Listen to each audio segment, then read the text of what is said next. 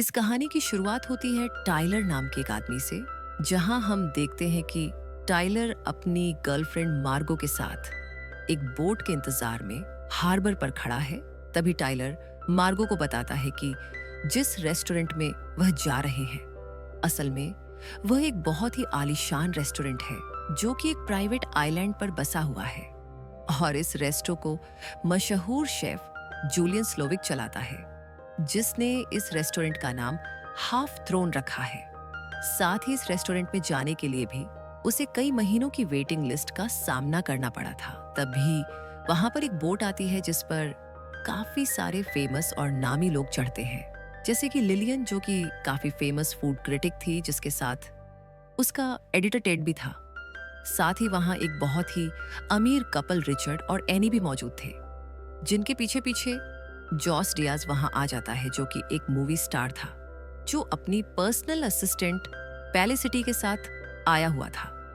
इन सबके साथ साथ वहां एक बिजनेस पार्टनर्स का ग्रुप भी था, जिसमें सोरेन डेव और बे शामिल थे। इसके बाद वह सभी लोग बोट पर चढ़ जाते हैं, जहां उन्हें स्टार्टर्स में एक डिश खाने को दी जाती है, जिसे खाकर टाइलर उस रेस्टोरेंट के लिए और भी ज्यादा एक्साइटेड हो जाता है। और थोड़ी ही देर बाद वह बोट उन सभी को एक प्राइवेट आइलैंड तक ले आती है, जहां सबसे पहले उस रेस्टो की शेफ एल्सा उन सभी का स्वागत करती है। जिसके बाद वह एक एक करके सभी गेस्ट की एंट्री चेक करती है। और जब टाइलर का नंबर आता है, तब वह टाइलर के साथ किसी और लड़की का नाम लेती है, जिसका मतलब यह था कि टाइलर ने असल में बुकिंग पहले किसी और लड़की के साथ कराई थी, पर एन मौके पर प्लान चेंज होने की वजह से उसे मार्गो को अपने साथ लाना पड़ा। और यह सब देखकर मार्गो टाइलर से नाराज हो जाती है। खैर, सारी चेकिंग खत्म होने के बाद एल्सा उन सभी गेस्ट को उस आइलैंड के एक टूर पर लेकर जाती है, जहां वह उन्हें उस आइलैंड के बारे में सब कुछ बताती है। टूर के दौरान टाइलर को एक कॉटेज दिखता है और एल्सा उसे बताती है कि वह कॉटेज असल में शेफ जूलियन स्लोविक का है और किसी को भी वहां जाने की इजाजत नहीं है। इसके बाद एल्सा उन सभी गेस्ट को होटल में लेकर आती है, जहां काफी सारे जूनियर शेफ पहले से ही खाने की तैयारी में लगे हुए थे। इसके बाद एल्सा उन सभी गेस्ट को उनकी तय की हुई सीट पर बैठा देती है, जहां कुछ ही देर में उनका खाना सर्व किए जाने वाला था। तभी वहां उस रेस्टो का मालिक, वहां का एग्जीक्यूटिव शेफ यानी जूलियन पहुंचता है। जिसके बाद एल्सा जूलियन को टाइलर द्वारा की गई नाम वाली गड़बड़ी के बारे में बताती है। जिसके बाद जूलियन टाइलर और मार्गो को घूरने लगता है। खैर, इसके बाद जूलियन ताली बजाता है और खाने का पहला कोर्स उन सभी को दिया जाता है। जिसके बाद वह सभी अपने खाने को एंजॉय करते हैं और साथ ही उसकी खामियों और खूबियों के बारे में भी एक दूसरे से डिस्कस करते हैं। जहां टाइलर को अपना पहला कोर्स काफी पसंद आया था, लेकिन वहीं मार्गो उस खाने में ज्यादा इंटरेस्टेड नहीं थी, पर वह टाइलर को एक्साइटेड देखकर काफी खुश होती है। इसके बाद जूलियन दूसरी बार ताली बजाता है, जिसके बाद उन सभी गेस्ट के सामने उनके कोर्स की दूसरी डिश पेश की जाती है। जूलियन अपने रेस्टो की हर छोटी बड़ी चीज को बहुत ही सीरियस लेता था, इसलिए वह हर डिश पेश करने से पहले अपने गेस्ट को उस डिश से जुड़ी सारी बारीकियों के बारे में जानकारी देता था। और साथ ही उसने अपने सभी गेस्ट से एक ही उम्मीद की थी कि वह सभी हर डिश को सिर्फ खाने के लिए नहीं, बल्कि टेस्ट करने के लिए भी खाएं। जूलियन की ये सभी बातें सुनकर टाइलर काफी इमोशनल हो जाता है, और क्योंकि उसे भी खाने बनाने में काफी दिलचस्पी थी। खैर, अपनी डिश को खाने के बाद फिर से सभी लोग डिश के बारे में अपनी अपनी ओपिनियन देते हैं। पर अब एनी को लगने लगा था कि शायद रिचर्ड और मार्गो एक दूसरे को जानते हैं, और वह रिचर्ड से मार्गो के बारे में बात करने की कोशिश करती है। पर रिचर्ड उसकी हर बात को काटने की कोशिश कर रहा था, और इसी वजह से अब एनी का शक धीरे धीरे और भी गहरा होता जा रहा था। खैर, इसके कुछ देर बाद जूलियन तीसरी बार ताली बजाता है और अपने स्टाफ को गेस्ट के लिए अगली डिश पेश करने को कहता है। लेकिन यह डिश काफी अजीब थी, क्योंकि जूलियन ने इस डिश में ब्रेड देने से मना कर दिया था। जिसके बाद वह सबको बताता है कि पहले के जमाने में ब्रेड आम लोगों के लिए होती थी, क्योंकि वह सभी लोग उसके खास गेस्ट हैं, इसलिए वह उन्हें कोई भी आम चीज नहीं खिलाने वाला। जिसके बाद वो उन सभी को चटनी जैसा कुछ खाने को देता है, जिसे देखकर ज्यादातर लोग बिल्कुल भी खुश नहीं होते, क्योंकि उस डिश में खाने जैसा कुछ भी नहीं था।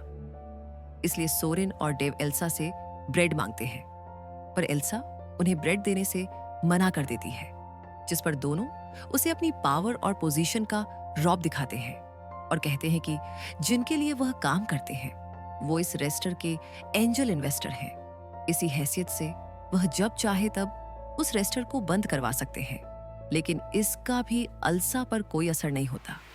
जिसके बाद वह उन्हें बताती है कि आज रात उन्हें सिर्फ मीनू के हिसाब से ही खाना दिया जाएगा। दूसरी तरफ मार्गो को भी वह डिश पसंद नहीं आती है, जिसके बाद वह उस डिश को खाने से मना कर देती है।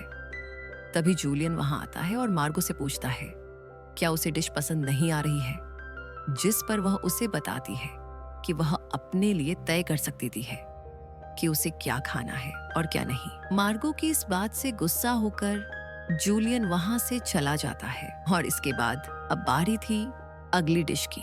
लेकिन उससे पहले जूलियन सबको बताता है कि एक बार जब उसके शराबी बाप ने नशे में आकर उसकी मां पर हमला करने की कोशिश की थी, तब उसने किचन सीजर्स की मदद से अपने शराबी बाप को अपनी मां की जान लेने से रोका था। और उसकी अगली डिश इसी मेमोरी को दर्शाती है और इसलिए अगली डिश का नाम उसने मेमोरी रखा था। और गनीमत की बात तो यह थी कि उसी कमरे में सभी गेस्ट के साथ जूलियन की मां भी मौजूद थी। खैर, इसके बाद जूलियन अपने स्टाफ के साथ अपनी अगली डिश उन सभी के सामने पेश करता है, जिसके साथ वह उन्हें रोटी भी सर्व करता है, जहां हर गेस्ट की रोटी पर उसकी जिंदगी से जुड़े कुछ पर्सनल चीजों की पिक्चर्स बनी हुई थी। जैसे रिचर्ड और एनी की रोटी पर रिचर्ड के मार्गो के साथ डेट पर जाने की पिक्चर थी।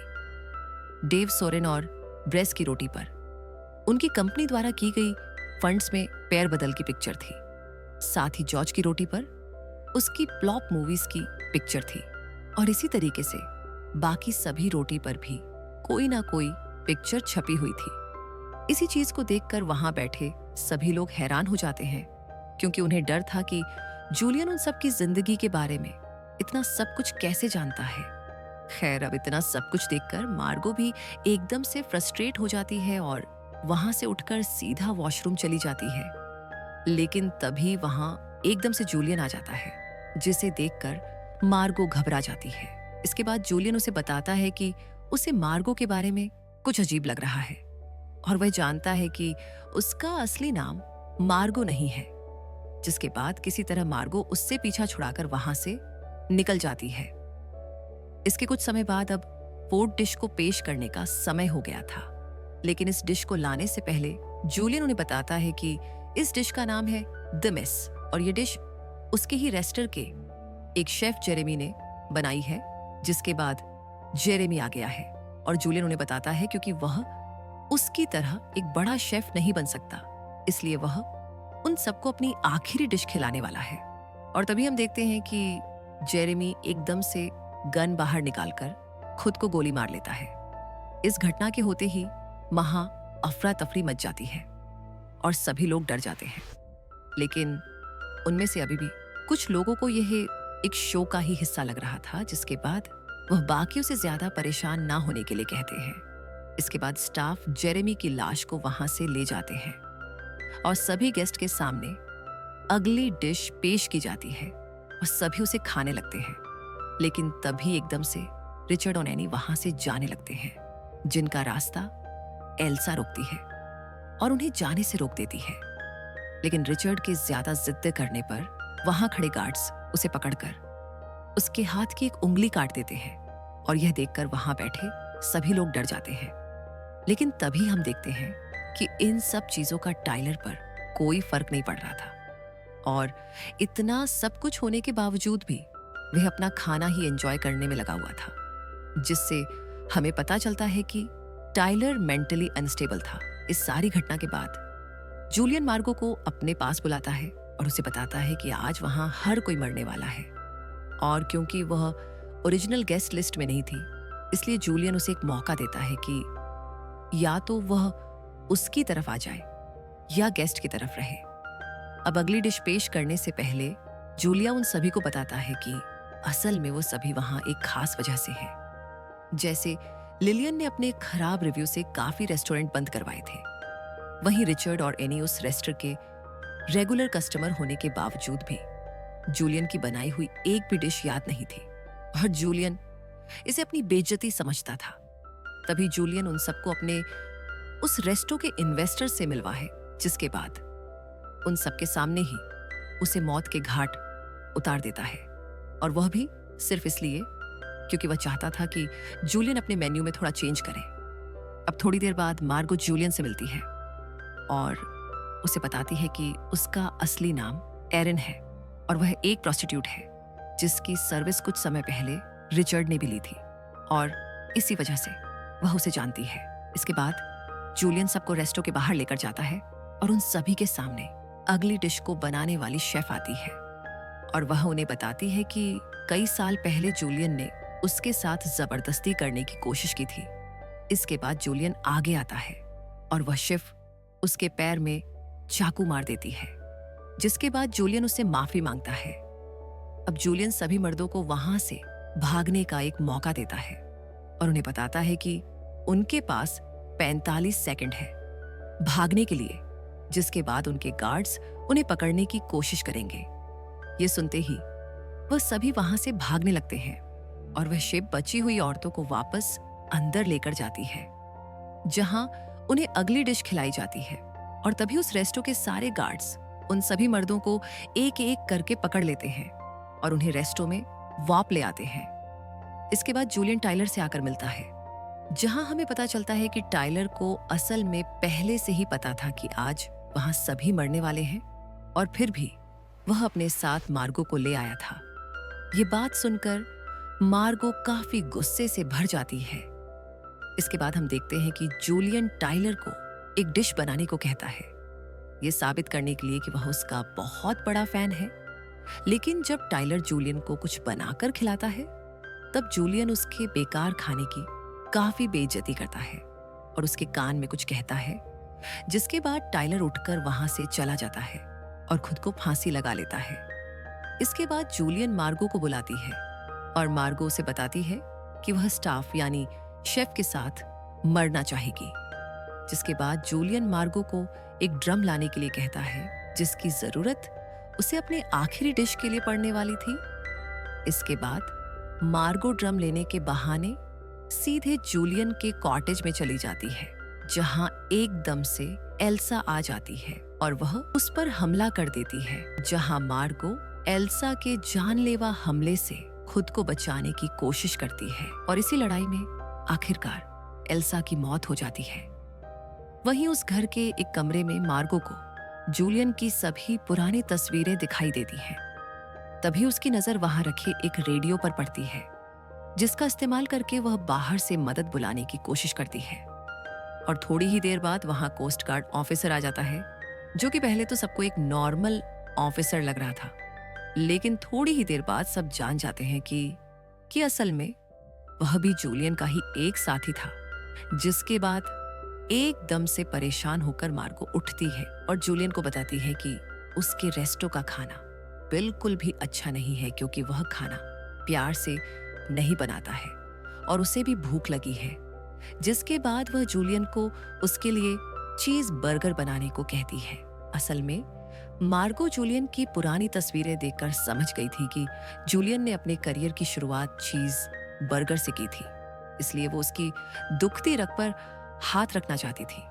तभी जूलियन मार्गो के लिए चीज बर्गर बनाकर लाता है, जिसे थोड़ा सा ही चखने के बाद मार्गो बाकी का बर्गर अपने साथ घर ले जाने के लिए पैक करवा लेती है।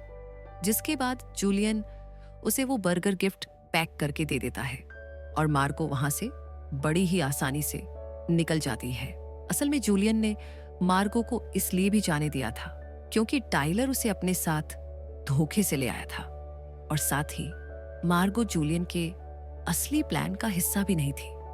इसके बाद जूलियन उस रात की आखिरी डिश पेश करता है, जिसमें सबसे पहले तो रेस्टोरेंट में खाने की चीजें फैला दी जाती है और जूलियन हाथ में जलता हुआ कोयला पकड़कर सभी गेस्ट से उनकी आखिरी डिश एंजॉय करने को कहता है और तभी उस रेस्टोरेंट में आग लगा दी जाती है और सभी के सभी लोग उस आग में जलकर खाक हो जाते हैं।